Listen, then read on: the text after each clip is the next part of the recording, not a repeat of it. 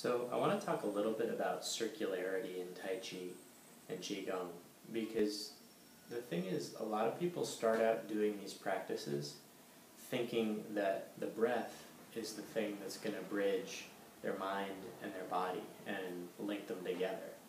And that's true.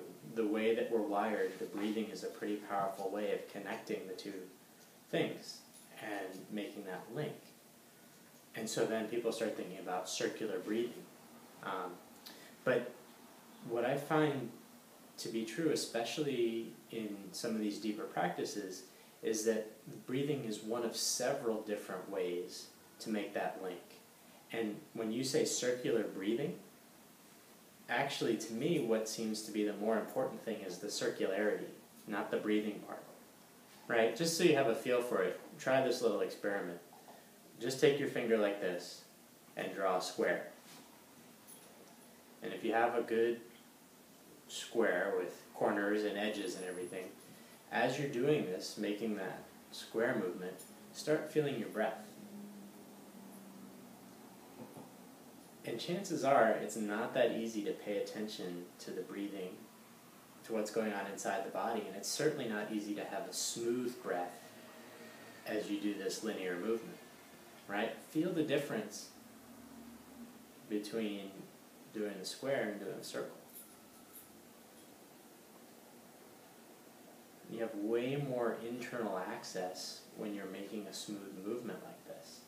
So circularity is going to let the mind and the body smoothly come together, and the breathing is just one example of it.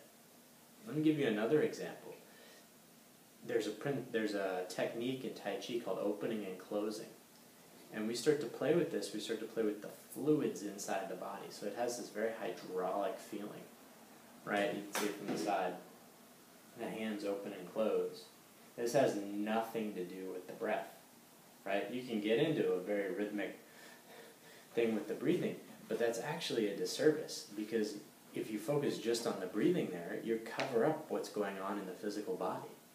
So there are several other things that you start to track inside the body that have the same circular quality as the breath, but they're distinct from the breath. This goes into something really interesting in Tai Chi, that there's sort of these layers of rhythm that you start to listen for and pay attention to as you do your practice. So watch me do Tai Chi for a second, right? Not focusing on the breath at all. When you get this pattern of bending, stretching, closing, opening,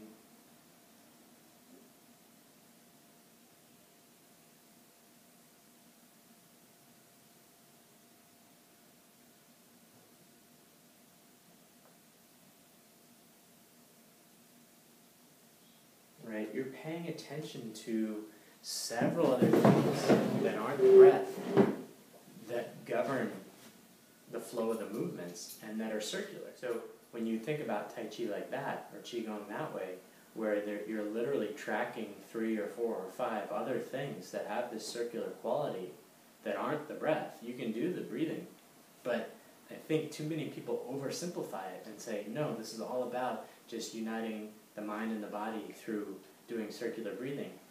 To me, that's selling it a little short. That's letting the conversation stay at a pretty surface level, when there's all this other depth to explore in terms of rhythm, in terms of flows inside the body, and in terms of activating and enlivening different layers in the body.